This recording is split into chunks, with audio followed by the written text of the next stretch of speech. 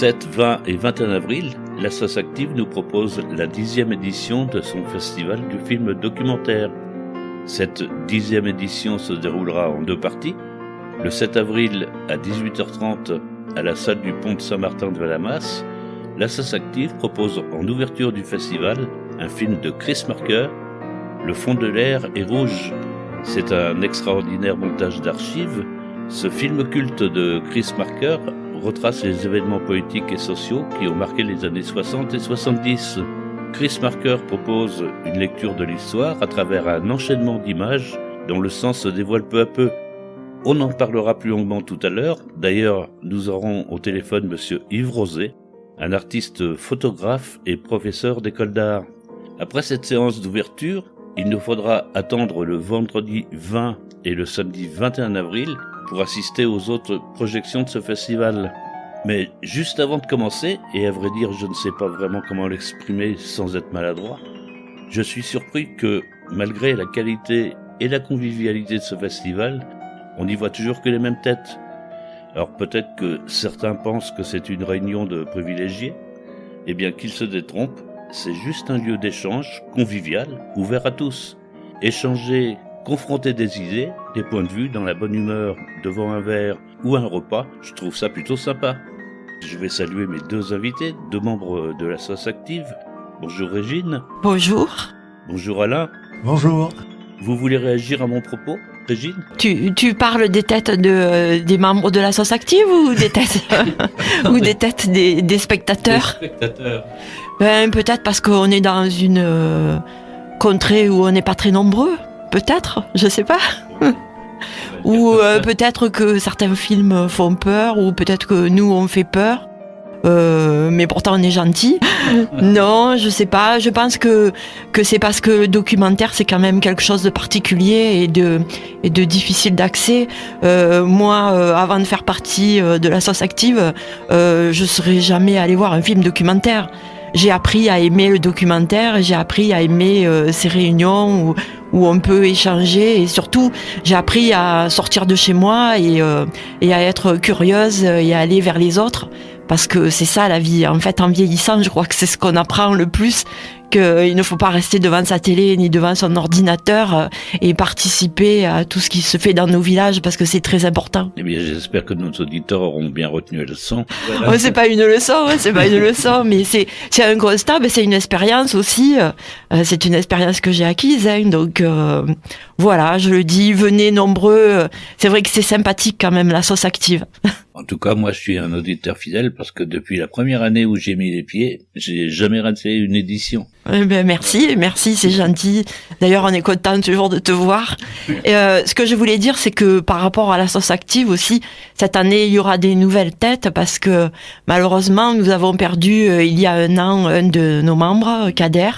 Régine, qui était aussi à l'origine du départ de ce festival, est malade et elle est sur Marseille, elle se fait soigner. Voilà, donc on a des nouvelles têtes, Alain qui est là, qui nous aide, David, qui est aussi dans la SOS Active, mais qui participe à l'élaboration de ce festival, et aussi Gigi cette année, voilà. Eh bien, on va commencer à faire la présentation de ce festival. Il faut signaler qu'on va couvrir 70 ans de notre histoire récente, puisque c'est le 70e anniversaire de la Déclaration universelle des droits de l'homme, les 50 ans de mai 68, et aussi les 10 ans de ce festival du film de documentaire. Alain, est-ce que tu pourrais nous faire un petit récapitulatif de ce que la SOS Active va nous proposer? Un récapitulatif, je ne sais pas, mais c'est vrai que la conjonction de cette commémoration de la Déclaration universelle des droits de l'homme de 1948, celle des événements de mai 68, nous ont interrogés, nous ont donné envie de revisiter ce passé et aussi de s'interroger sur notre présent. Donc, ce premier film de Chris Marker couvre les années 60 à 70, va nous permettre de revisiter toute cette histoire de la planète à un moment qui a été très bouillant.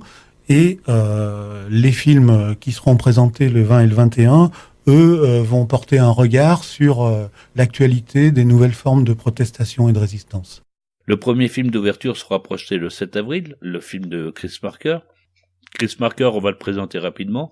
On dit que c'est le plus célèbre des réalisateurs méconnus. Eh ben, on va s'attacher à le faire connaître. Chris Marker dans la région, c'est une grande première. Alors c'est une grande première parce que ici, d'abord c'est un film qui est complètement atypique par rapport au cinéma documentaire traditionnel, celui qu'on a d'ailleurs l'habitude de montrer ici à Saint-Martin. C'est vrai qu'il est à la croisée des chemins entre une expérience politique et artistique. C'est déjà très très rare dans le domaine du film documentaire. Aussi, c'est peut-être dû à ce côté exceptionnel qu'il est aussi peu connu du grand public. C'est un film assez long, en 2 parties, qui fait 3 heures au total. Oui. Alors on a eu envie de le présenter, de faire une grande soirée. Donc le film dure 3 heures. Il est partagé en 2 parties. La première partie, Les mains fragiles, dure 1h30. La seconde, Les mains coupées, 1h30 aussi. Et donc on va commencer à 18h30 la première partie. À 20h, on va faire un repas partagé. Donc chacun vient avec un petit truc à grignoter, un petit truc à boire. Et on reprendra à 21h30 la deuxième partie. Et on aura aussi la chance d'avoir Yves Roset, qui est un enseignant d'école de beaux-arts, qui est spécialiste du cinéma et de la photographie expérimentale, qui viendra nous donner des éclairages sur le travail de Chris Marker. Yves Roset, qu'on aura tout à l'heure au téléphone. Tout à fait. As-tu quelque chose à rajouter ? Moi, je pourrais peut-être faire un petit survol de la période qui est concernée par le film. Le film Le fond de l'air est rouge de Chris Marker est une espèce de grande fresque qui n'est pas documentaire uniquement, mais qui est aussi très sensible, qui couvre les années 60 à 73 en gros. Donc il survole toute cette période. C'est une période charnière qui a vu de nombreux combats anticoloniaux pour l'indépendance et l'autodétermination des peuples. C'est une période qui a vu émerger une contestation radicale du paternalisme, de l'armée, de la guerre, l'émancipation des minorités, l'émancipation des femmes et la remise en cause du système politique traditionnel. En France, sous l'impulsion des situationnistes, la critique de la société du spectacle et de la consommation. Et aussi l'émergence du pacifisme et de la gauche autogestionnaire. En Europe, cette période a vu l'émergence de groupes radicaux et de l'action terroriste aussi, avec à la fin, dans les années 70, les Brigades Rouges en Italie, la fraction Armée Rouge, c'est-à-dire la bande Abadère en Allemagne. Mais c'est aussi dans le monde entier le retour des régimes autoritaires sur la fin des années 70. Les années 60-70, c'est la prise de pouvoir de Fidel Castro à Cuba, l'édification du mur de Berlin, l'assassinat de Martin Luther King, la création de l'OLP, la guerre du Vietnam, la condamnation à la prison à vie de Nelson Mandela, la création du MLF, le putsch militaire de Pinochet et la mort de Salvador Allende au Chili, la marche sur le Larzac, la mort de Che Guevara, etc., etc.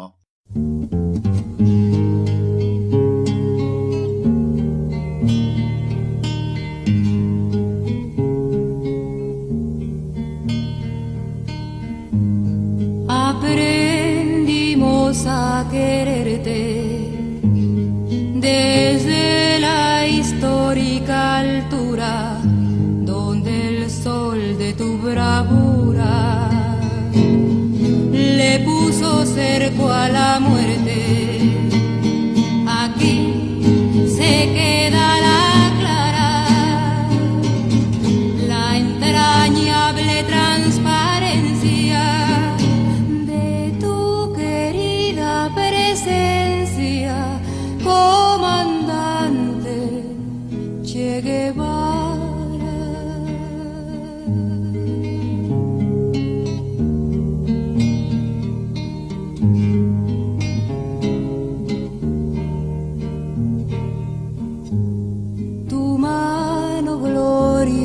Y fuerte desde la historia dispara cuando todo Santa Clara se despierta para verte. Aquí se quedará clara la entrañable transparencia de tu querida presencia, comandante Che Guevara.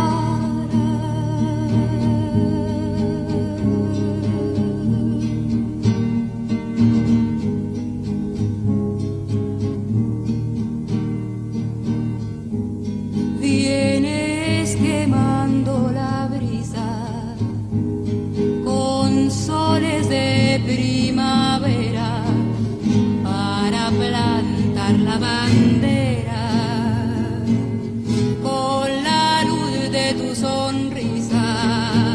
Y aquí se queda la clara, la entrañable transparencia de tu querida presencia, comandante Che Guevara.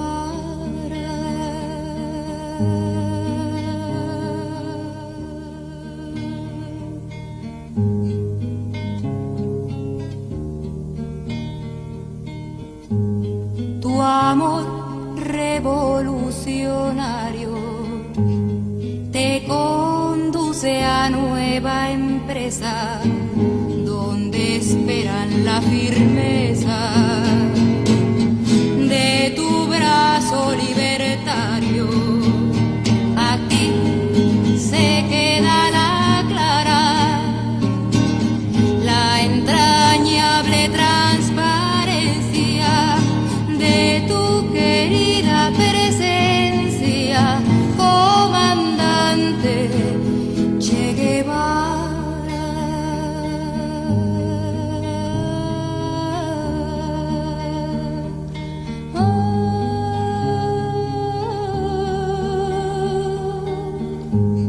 Seguiremos adelante, como junto a ti seguimos, y con Fidel te decimos, hasta siempre, comandante. Aquí se queda la clara, la entrañable transparencia de tu querida presencia, comandante Che Guevara.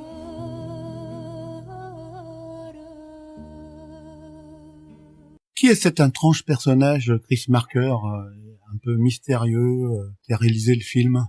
Oui, d'abord, Chris Marker, c'est son nom d'artiste qui va prendre quelques années plus tard, mais c'est un jeune homme qui s'appelle Christian Busch Villeneuve et qui est né en 1921 à Neuilly-sur-Seine. Donc, comme on le dit généralement dans la formule un peu commune, c'est un jeune homme de bonne famille qui va faire ses études au lycée Pasteur et préparer un bac de philo. Donc, il y a cette chose qui donne une identité à Chris Marker, mais celle-ci va être rapidement brouillée par lui. Je pense pas, non pas par reniement de ses origines, mais plus par volonté peut-être de se construire une identité.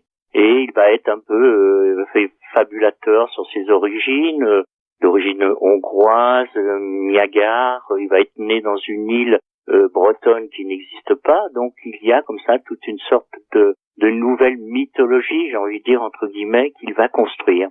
Et je dirais la chose la plus conséquente pour moi, c'est au moment où il va construire ce nom d'artiste, Chris Marker. Donc déjà, c'est un nom qui sonne pas du tout français, qui est vraiment à l'opposé de Christian Busch Villeneuve. Donc Chris, c'est un peu aussi le diminutif de Christian, avec un son plutôt étranger, plutôt anglo-saxon et américain. Et Marker, alors là, les choses sont un petit peu plus précises, puisque le marqueur, c'est un outil que tout le monde connaît, qui a pour fonction de marquer, de surligner dans un texte des éléments forts. Donc c'est le nom qui est resté à une marque de stylo à plume très connue. Et donc on comprend tout de suite avec ce nom comment on a construit, je dirais, une sorte d'identité qui est celle qui va être au cœur de toutes les préoccupations à ce moment-là de ce jeune créateur. Chris Marker donc va pas poursuivre ses études puisque la guerre 39-40 interrompt toutes ces choses-là, bien qu'il se soit comme on pouvait s'y attendre avec le projet de poursuivre des études, de s'inscrire à la Sorbonne pour faire de la philosophie. Donc la guerre 39-40 interdit cette chose-là de fait, et dès 42 il entre dans la résistance aux côtés des francs-tireurs partisans qui sont plutôt des résistants communistes. Et dès 44-45, lorsque les Alliés sont sur le territoire français, il va rejoindre comme parachutiste l'armée américaine. Donc déjà, on voit un parcours qui ne s'inscrit pas dans dans ce qui pouvait être promis par un jeune homme de bonne famille. Voilà, donc ça c'est une chose assez importante à signaler. Hein, je pense non pas dans un refus de ses origines, mais plutôt dans la volonté à un moment donné de prendre en main, je mets le mot entre guillemets, son destin et de construire cette nouvelle identité qui va perdurer jusqu'à la fin de sa vie en 2012. Le personnage est intrigant, mais l'artiste aussi est indéfinissable en fait. Voilà, c'est ce qui va se... Donc, comment nommer le parcours et l'œuvre de Chris Marker, puisque c'est à la fois quelqu'un qui a une énorme palette d'expressions. Hein. Il est poète, écrivain, illustrateur, photographe, éditeur, philosophe par moments, essayiste, poète et même producteur dans le cinéma. Donc, on voit la richesse de sa production, mais après-guerre, lorsqu'il va entrer dans cette association qui s'appelle Travail et Culture, issue aussi de la résistance et du communisme, il va rencontrer donc des personnalités comme Hervé Bazin, grand historien du cinéma, le cinéaste Alain Resnais avec lequel il va travailler, et Agnès Varda. Et Hervé Bazin, pour parler de cette richesse et cette profusion dans l'œuvre de Chris Marker, hein, et plus particulièrement dans son travail de documentaire, il va plutôt le nommer comme étant des essais cinématographiques. Donc c'est un terme qui va accompagner tout le travail, je dirais, cinématographique de Chris Marker. Ce travail de cinéma qui va être quand même assez dominant dans tout son parcours. On peut, je dirais, pour des raisons plus pratiques, le fragmenter en trois grandes étapes. Il va y avoir ce qu'on va appeler le réalisateur voyageur, qui va durer un certain nombre d'années, avec, comme dans les autres phases, des films un peu clés. Comme au tout début de cette phase-là, il y aura un film assez important qui s'appelle Les statues morts aussi, hein, qui tourne de 1950 à 1953. Co-réalisé avec son ami Alain Resnais. Phase de ce cinéaste voyageur qui va se clore. C'est aussi surprenant que cela puisse être par un film de fiction, hein, qui s'appelle La Jetée. Et autre chose surprenante, c'est un film qui n'est constitué que d'images photographiques. Hein. Tout le travail de la durée cinématographique se fait par le montage et par la voix du narrateur, puisque c'est un film de fiction, plutôt de science-fiction. La deuxième grande phase, on peut dire dans le parcours de Chris Marker, c'est le cinéaste militant. C'est à partir de cette association Travail et Culture qu'il va développer tout un travail de documentaire plutôt militant. Et il va créer une structure, il va développer ce qu'on appelle un travail de cinéma ouvrier à partir de sa rencontre lors des grèves à Besançon des ouvriers de Rodiaceta. Hein, il va créer cette structure qui s'appelle Slon. Alors Slon, si on traduit ce mot en russe, ça veut dire éléphant. Mais en fin de compte, c'est l'acronyme d'une grande structure dont j'ai dans l'immédiat oublié ce à quoi il renvoie. Et donc, dans cette phase de réalisation militante, hein, avec, comme toujours chez Marker, quand je parlais du réalisateur voyageur, c'est pas avec ce regard du tourisme, c'est plutôt quelqu'un qui va essayer de s'imprégner d'un pays ou d'une région. Généralement, ce sont, de par ses affinités politiques, des pays avec lesquels il se sent proche, comme la Russie, la Chine, Cuba, le Chili, Israël. Donc, il est toujours dans cet écart. Hein. C'est quelqu'un qui, dans ce travail de réalisation de voyage, il est plutôt là en tant que, avec un regard d'ethnologue, hein, essayer de comprendre les destins, hein, de ces humains dans différentes régions du monde. Hein. Donc, ça, c'est fondamental. C'est quelqu'un qui emploie un mot par rapport à cette attitude, c'est d'être tout le temps dépaysé, d'être presque, le mot est peut-être un peu fort, mais dans un rapport d'exil, ce qui donnera même à un moment donné un ouvrage photographique qui s'appelle Le Dépays, comme si on essayait de défaire ce que pouvait être un pays en ayant ce regard distancié et plus ou moins critique. Il en sera la même chose pour la phase, je dirais, du réalisateur militant. Il va tout de suite, comme il le fait et il le fera tout au long de son travail, cette idée d'être un peu en rupture, il est inclassable en fin de compte dans le cinéma documentaire, surtout à cette période-là des années 60 où le rapport, ce qu'on appelle au cinéma direct, cet enregistrement brut des faits qui, pour le documentaire, semble être le moyen pour dire le réel, lui tout de suite prendra une distance.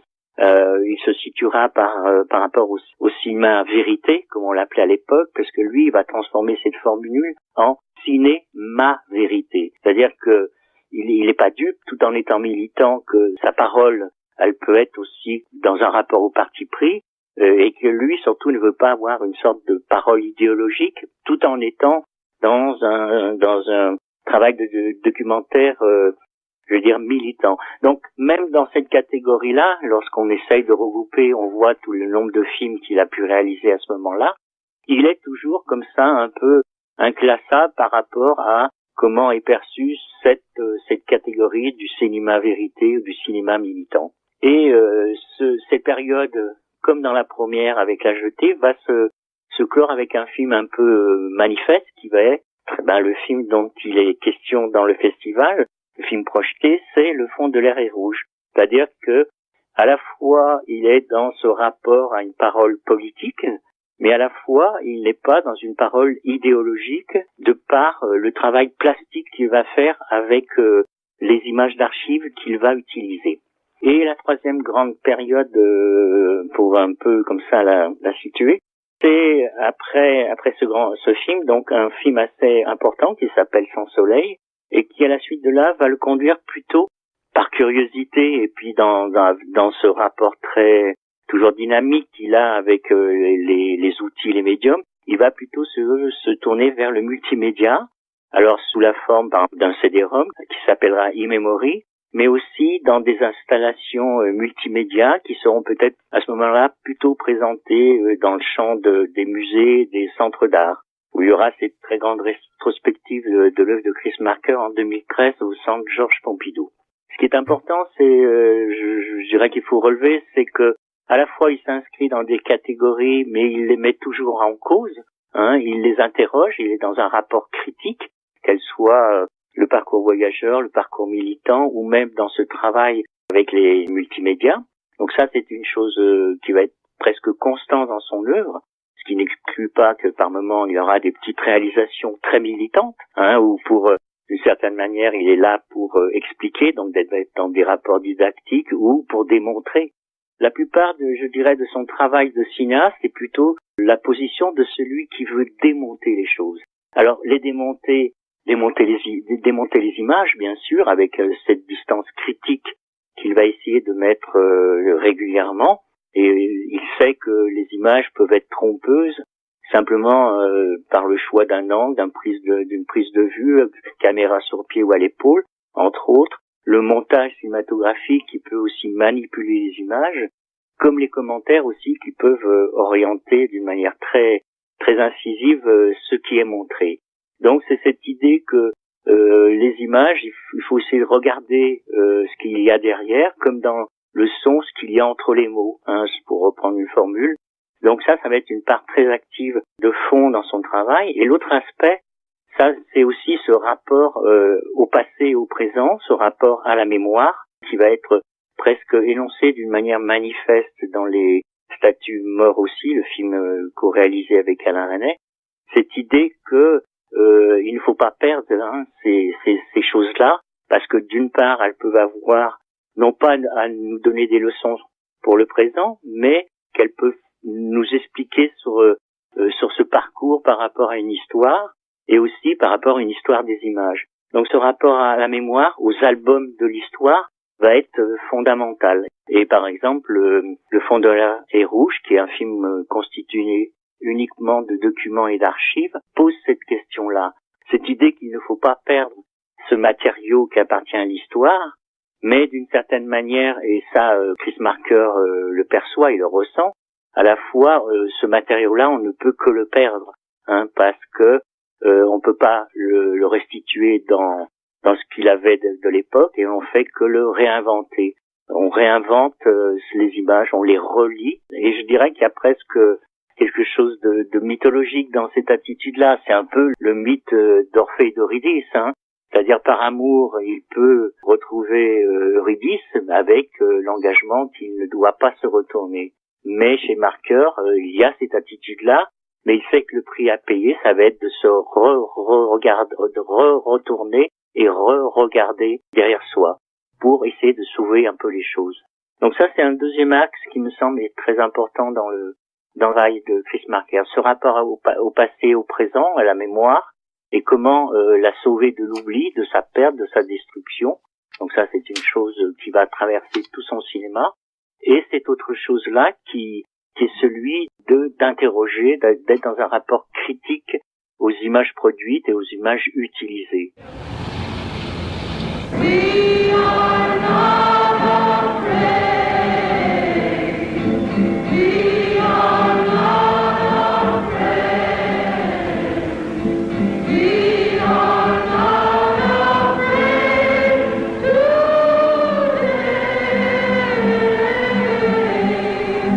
Oh, deep in my heart, I do believe we shall overcome someday. We shall overcome. We shall overcome.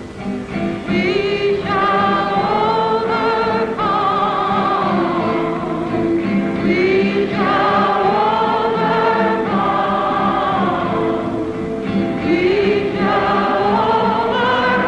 heart, I do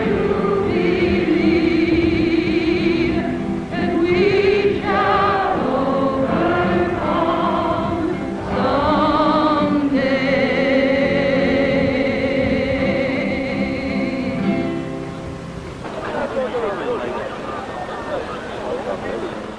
Le fond de l'air est rouge, le film réalisé par Chris Marker en 1978, n'est pas un film militant, pourtant il tisse en permanence une relation entre politique et esthétique. Quelle est la particularité de la réalisation de ce film? La particularité, donc, c'est le fait d'utiliser des documents d'archives, hein. C'est un film qui est construit uniquement par cette utilisation-là. Mais la particularité de Fond de l'air est rouge, c'est qu'à la fois c'est une attitude politique, mais pas idéologique, dans le sens où il va mettre en avant ce qu'on appelle une théorie du montage, qui est celle du montage dialectique, qui est basée sur le montage des attractions. Donc cette origine-là, elle est très très précise, hein.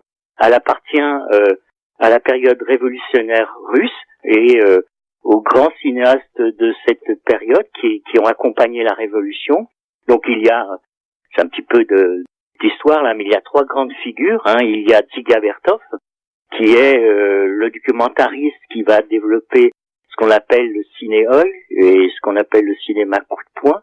C'est-à-dire que l'œil de la machine est plus, dans la conception de l'époque, hein, dit plus de choses que l'œil humain, et par le montage va créer cette mobilisation. Donc ça, c'est un des aspects du montage cinématographique russe. Il y aura l'autre grande figure dans la même famille, celle du documentaire, qui va être le cinéma de Alexandre Mezhelkin, hein. Chris Marker va découvrir assez tardivement ce cinéaste lors d'une rétrospective à Bruxelles, et il va être frappé à la fois par son travail de documentariste, son travail c'est un homme aussi qui produit des fictions, et cet homme-là, c'est aussi l'inventeur de ce qu'on appelait les ciné-trains dans les années 30 pendant la révolution russe. Et la troisième grande figure de référence, c'est Sergei Mikhailovich Eisenstein, le grand cinéaste, qui lui réfléchit, va même théoriser la notion du montage dans la fiction. Donc ce film de Chris Marker est nourri de cette chose-là, et même directement, puisqu'il va y avoir des emprunts à ces cinéastes, particulièrement Eisenstein, avec Kurášej Potemkin qui va nous montrer de nombreuses séquences qui vont être mixées à des séquences d'actualité d'archives. Tout ça dans ce rapport à ce montage dialectique des attractions. Alors, il se fait soit par des glissements, je dirais, thématiques ou formels, comme on voit tout le début la première partie du film Le fond de l'air est rouge, soit par des rapports de contraste, d'opposition, ou des rapports de résonance, d'écho, mais qui montrent différentes facettes et de fait montrent une sorte de polyphonie des points de vue par rapport à tous ces éléments utilisés. On pourrait dire aussi que le montage dialectique, c'est aussi redonner une activité au spectateur. Il n'est pas simplement passif, il se coule pas dans une chose qui lui est donnée et qui est fluide, qui coule, mais par les ruptures du montage, le suscite à des niveaux différents bien sûr, mais suscite sa réflexion, son interrogation sur ce qu'il est en train de voir. Déjà, donc ça c'est une chose qui passe énormément par les images. Et l'autre aspect, ça va être aussi ce rapport des voix directes et des voix off, qui va être très présente dans ce film-là, où les paroles qui collent aux images, et puis des paroles qui viennent apporter une chose un peu décalée par rapport aux images qui sont présentées. Et souvent dans ces voix off, ce sont d'abord des voix singulières, et ce sont souvent des personnalités, entre autres, de l'entourage de Chris Marker, qui ont vécu des événements, mais qui ne sont pas là. Ils ne commandent pas les images qui sont projetées, mais font part de leur vécu à ce moment-là. Et c'est souvent dans ces écarts entre les différentes paroles, soit directes liées au document, soit décalées, et aussi une autre aspect qui au niveau sonore qui va être très important, c'est la musique. Et on va avoir comme ça une sorte de circulation où on est toujours, je dirais, en déplacement, on est toujours pas déstabilisé, mais toujours en train de surpris, dessaisi, et être obligé de dire mais qu'est-ce qui se passe, qu'est-ce que je vois ou qu'est-ce que j'entends. Et là, on n'est plus dans une parole militante qui est là pour démontrer, pour persuader d'une manière un peu autoritaire ou d'une manière didactique. On renvoie au sujet qui est au spectateur sujet qui regarde le film et qui doit prendre en charge ce que l'on lui présente. Prendre en charge entre guillemets, c'est-à-dire qu'il y a une participation, une activité. Donc à la fois c'est un geste politique, tant dans l'esthétique, parce que on a une telle différence de qualité d'archives, passer du noir et blanc à la couleur, des documents plus récents, très anciens, avec des outils cinématographiques, vidéographiques, de qualité amateur ou professionnelle. Donc on est très chahuté déjà par une esthétique, on n'est pas dans une sorte d'harmonie, on est plutôt dans une disharmonie dans l'esthétique des matériaux. Plus ces rencontres comme ça qui peuvent être parfois abruptes, ce travail de la voix, des commentaires, des paroles comme ça plus singulières et des paroles inscrites dans les documents. On est dans une sorte de polyphonie, mais qui est plutôt qui grince. On n'est pas dans une sorte d'harmonie qui viendrait tout napper les choses. Au contraire, on est dans une chose qui est très chahutée et qui doit provoquer de la réaction. Je dirais que c'est dans ce sens-là que ce rapport aux politiques, plutôt pris en charge par la mise en forme. Toute mise en forme pose la question de l'esthétique, bien sûr, mais aussi du mot inséparable qui lui est toujours adjoint, c'est l'éthique.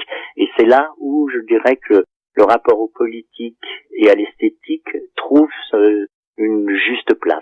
Alors il faut signaler qu'on entend les voix de Simone Signoret, Yves Montand, Georges Semprun. Il y a de nombreuses interventions et on a dit que le travail de montage, lui-même l'avait revendiqué, il travaillait sur les épluchures. Oui, c'est l'idée chez Chris Marker que, non après ces nombreuses pratiques de cinéaste, c'est que le film que l'on montre, c'est un petit peu comme l'iceberg, c'est-à-dire c'est qu'une petite partie, alors que la plus grosse se trouve enfouie et non visible dans le texte qu'il a écrit. C'est cette idée que il y a des choix à faire, il y a une cohérence d'un projet qui font que il y a du sacrifice, il y a des éléments, des fragments qui ne vont pas être utilisés et que il reste que peu de choses par rapport au document. travail des épluchures, généralement, on garde le fruit ou le légume, et puis, donc, ce qui serait ce que l'on donne, et puis, il y a ces restes, les épluchures, et Chris Marker va, dans certains petits documentaires, réutiliser ces roches non utilisées, hein. Dans le film, dans l'édition DVD de Le fond de l'air est rouge, il y a un deuxième DVD qui s'appelle Sixties où on retrouve ces micro-documents qui ont été retirés au montage général de Le fond de l'air est rouge. Faut préciser aussi que donc ce film est présenté en 78, c'est un film qui dure 4 heures. Et jusqu'à sa représentation en salle et son édition je crois en 98 en DVD, il va le réduire à 3 heures et pendant toutes ces années, il va reconstruire son film, le remonter. Et donc ces épluchures, certaines vont disparaître et d'autres seront réutilisées pour des micro-documents.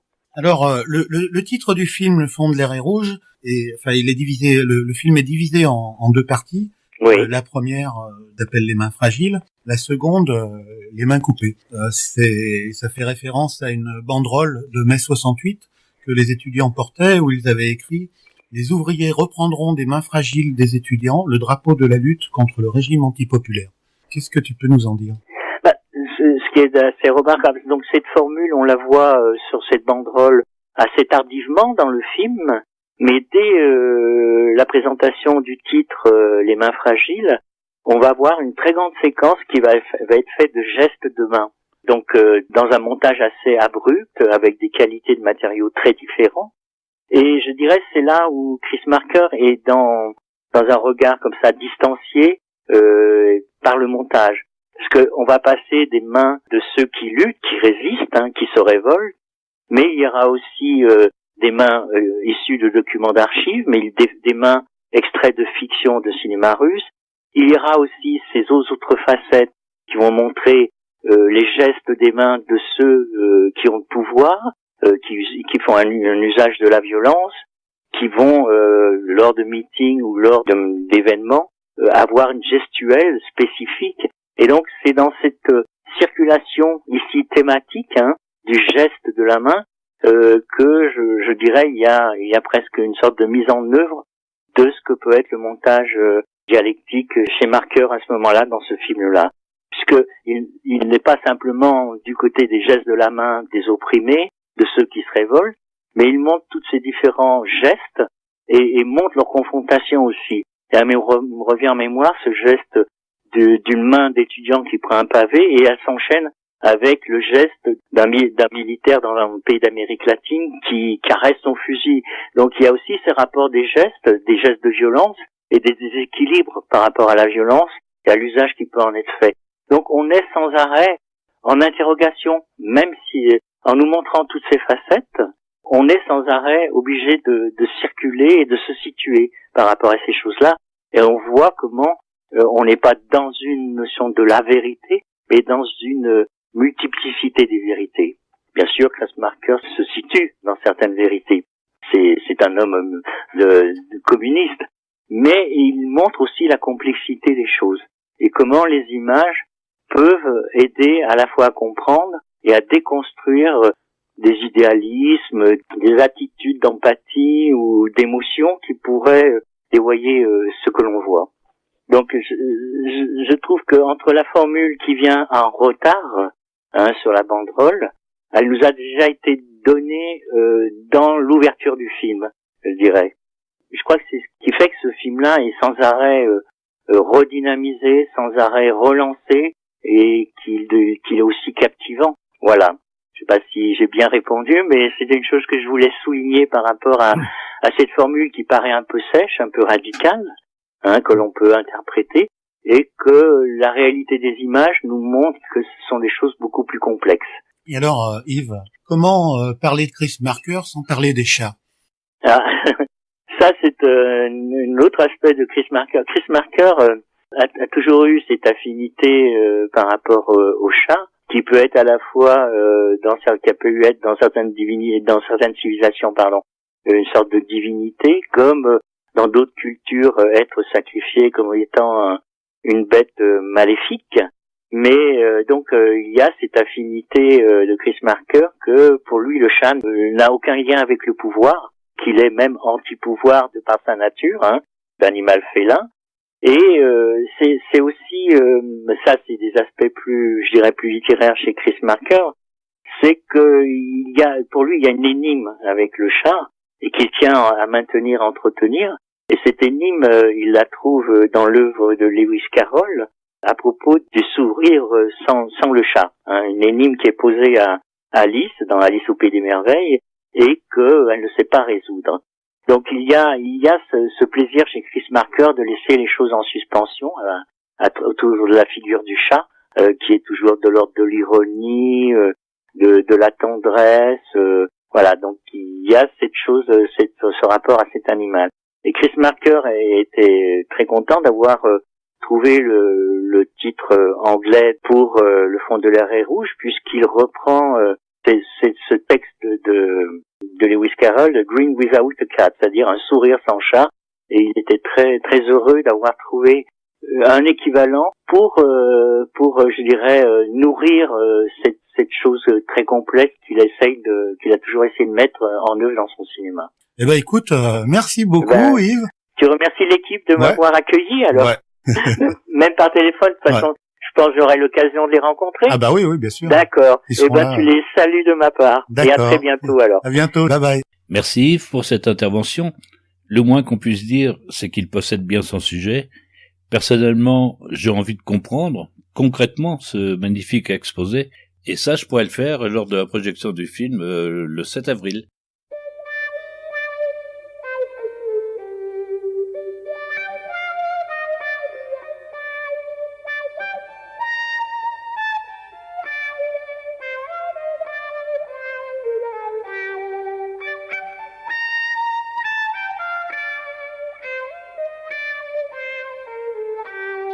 La vie s'écoule, la vie s'enfuit, les jours défilent au pas de l'ennui.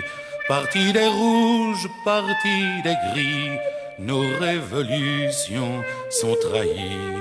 Parti des rouges, parti des gris, nos révolutions sont trahies. Le travail tue, le travail paie, le temps s'achète au supermarché. Le temps payé ne revient plus, la jeunesse meurt de temps perdu. Le temps payé ne revient plus, la jeunesse meurt de temps perdu. Les yeux faits pour l'amour d'aimer sont le reflet d'un monde d'objets, sans rêve et sans réalité. Aux images nous sommes condamnés, sans rêve et sans réalité. Aux images nous sommes condamnés. Les fusillés, les affamés viennent vers nous du fond du passé. Rien n'a changé mais tout commence et va mûrir dans la violence. Rien n'a changé, mais tout commence et va mûrir dans la violence. Brûler repères de curés, ni de marchands, de policiers. Au vent qui sème la tempête se récoltent les jours de fête. Au vent qui sème la tempête se récoltent les jours de fête. Les fusils sur nous dirigés contre les chefs vont se retourner. Plus de dirigeants, plus d'États pour profiter de nos combats. Plus de dirigeants, plus d'États pour profiter de nos combats.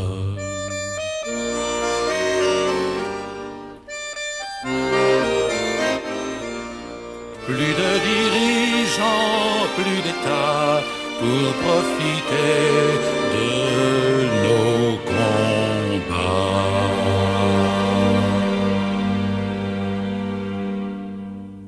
Si nous revenions à la deuxième partie du festival, les 20 et 21 avril, à la salle du Pont, à Saint-Martin-de-Valamasse, Oui, le festival se poursuivra. D'abord, c'était un avant-goût, cet avril. C'était pour faire venir des personnes. Je sais pas si ça va marcher avec le film Le Faune de l'air est rouge ou si on va faire peur aux personnes et puis on n'aura plus personne après. Mais bon, on verra bien, il faut tenter. Non, après, on poursuit le vendredi 20 et samedi 21 avril. Comme d'habitude, on ne change rien, même si c'est la 10e édition. On commence par un apéro, je crois. Non, ou on commence par des films, peut-être. On commence bien sûr par des petits films sur la Déclaration des droits de l'homme. Parce que c'est quand même important, nous sommes en 2018, et quand on voit tout ce qu'on a fait depuis 1948 et ce qu'on est en train de faire en ce moment, on peut vraiment rappeler ce que c'était la Déclaration des droits de l'homme. Parce qu'on est en train de bafouer cette déclaration d'une façon terrible, à pleurer. Avez-vous envisagé d'afficher à l'intérieur du festival cette déclaration des droits de l'homme ? On va essayer de le faire. Et aussi, le programme de films courts qui est consacré donc aux droits de l'homme comprend notamment un film qui retrace l'intégralité des articles de la déclaration.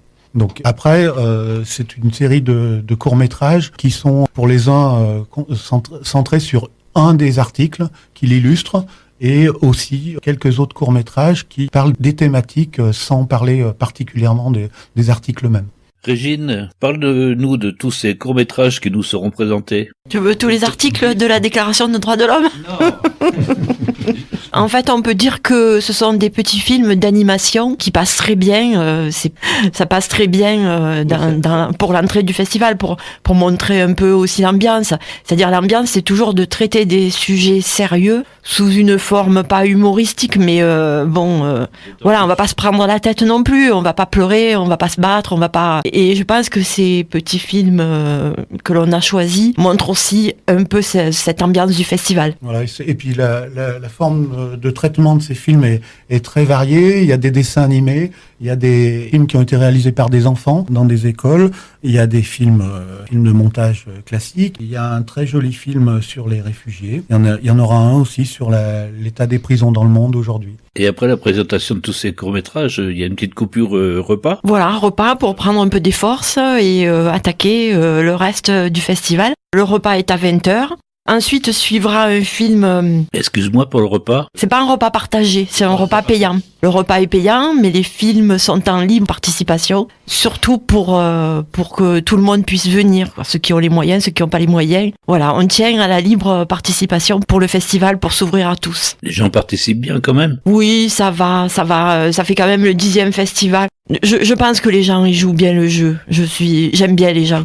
Après le repas, donc, c'est à 21h. Voilà, il y a un film qui s'appelle Iridzina. Je sais pas si je le dis comme il faut, parce que c'est un cri ancestral que poussent les bergers basques pour communiquer de colline en colline. Donc ça tombe bien chez nous, comme il y a beaucoup de collines.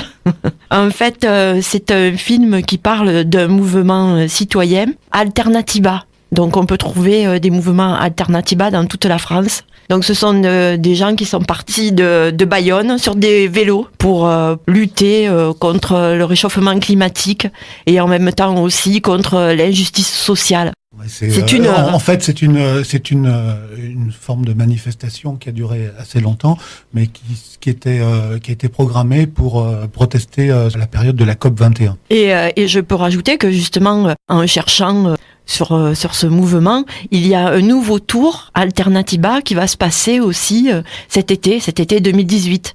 Donc on peut s'inscrire, on peut aller voir sur Internet et on peut s'inscrire pour aller faire du vélo et monter à Paris et dire ce qu'on pense sur l'état de la planète et l'état de nos institutions financières aussi. Ça promet. Oui, non, mais c'est gentil quand même. Hein. C'est un très beau film. Les réalisateurs sont venus à notre premier festival de documentaire. Ils avaient fait un film sur, entre autres, Ardeleine. Et le film s'appelait Bonheur national brut. Et les réalisateurs s'appellent Sandra Blondel et Pascal Heineken. Mais non, ils ne pourront pas venir. Mais il y aura d'autres personnes. On passe au lendemain. Bon, après, on boit un coup. Hein. Après le film. Oui, bien sûr. Et on discute entre nous et avec non, je pense qu'il y aura des personnes de Alternatiba qui vont venir, où il y a plein de mouvements de toute façon citoyennes qui ont participé à ce film, et on aura pas mal d'intervenants. Petite discussion, parce que Régine, tu sais qu'elle voulait pas qu'on dise débat. Oui. On va continuer. Et samedi? Alors samedi 21 avril, eh bien, on reprend. En fait, il faut dire que le sujet du festival cette année, comme disait Alain, c'est un peu ce que sont devenues les luttes après tout ce temps, après toutes ces années, après mai 68. Et on s'aperçoit qu'il y avait différentes formes de lutte. Donc, on a là, le premier film, c'était une lutte un peu écolo, on va dire. Le deuxième film, qui passera samedi 21 avril à 14h, s'appelle Les Sentinelles. Et donc, c'est une lutte d'ouvriers contre l'amiante, les pesticides. Donc là aussi, c'est d'actualité, parce que voilà, moi, en voyant le film, j'ai appris que les ouvriers de l'amiante luttaient depuis 1975 pour faire reconnaître leur maladie due à l'amiante. Enfin, ce film-là, Les Sentinelles, moi, il m'a ému. C'est vraiment un film plein d'humanité. Et un film qui nous montre aussi que on peut lutter. On voit les ouvriers de l'amiante et les paysans victimes des pesticides qui luttent ensemble. Et ça me plaît, parce que on fait voir. C'est pas la même lutte. Enfin, c'est quand même une lutte contre des maladies attrapées dans le travail, alors qu'on ne doit pas mourir de notre travail. C'est pas normal de mourir de notre travail. Et ces gens-là se sont mis ensemble pour lutter. Ils luttent aussi pour d'autres. Et voilà, ça nous met chaud au cœur de voir qu'on peut lutter ensemble. Alors ça, c'est le film d'ouverture, le samedi à 14h. Oui, c'est le film, donc c'est Les Sentinelles de Pierre Pézera. Après, un autre film sur encore une lutte un peu différente. Cette fois-ci, c'est la lutte avec des zadistes. Les zadistes, je ne savais pas ce que c'était, et j'ai appris, voilà, dans ce film. Je croyais que c'était ce qu'on nous en fait voir à la télévision, des hippies, des castous, et en fait non, ce sont des gens qui veulent vivre mieux et qui défendent des grandes causes. Et voilà, donc là le film s'appelle La nature qui se défend. Il est tiré d'un doc du réel, et il parle de la lutte des zadistes pour le barrage de Stevens. On comprend dans ce film comment ils luttent et la répression policière. Et là aussi, on est en pleine dans l'actualité, puisqu'on a vu avec les zadistes de Notre-Dame-des-Landes leur victoire. Ça, c'est un bon point. Et après ce film, il y a une pause, le repas. Non, il y a encore un film. Et à 18h, il y a un film qui s'appelle Root Boy Story. C'est un film musical. Ce film est consacré à un groupe de reggae qui s'appelle Dub and Corporation. Il a la particularité de s'autoproduire. Donc, ils fonctionnent complètement en dehors du marché du showbiz traditionnel.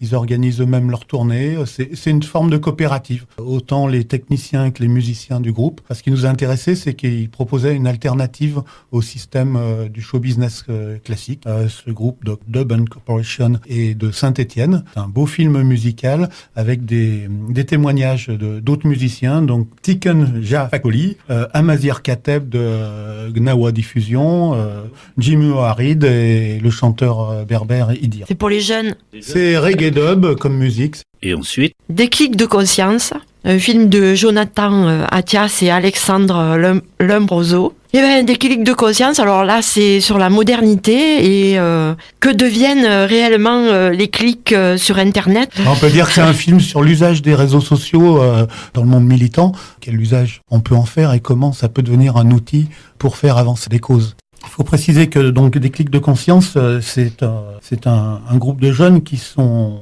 lancés en faisant une pétition en ligne pour faire reconnaître le principe qu'on puisse proposer des amendements citoyens à l'Assemblée nationale, Sénat. C'est pour l'autorisation de pouvoir partager nos graines dans des jardins, enfin pour les jardiniers amateurs, et pas acheter des graines à Monsanto. Et là, on aura un des réalisateurs qui viendra nous parler de leur expérience. voilà, je pense qu'on a fait le tour. Merci. Merci à toi, merci à RDB. Merci beaucoup.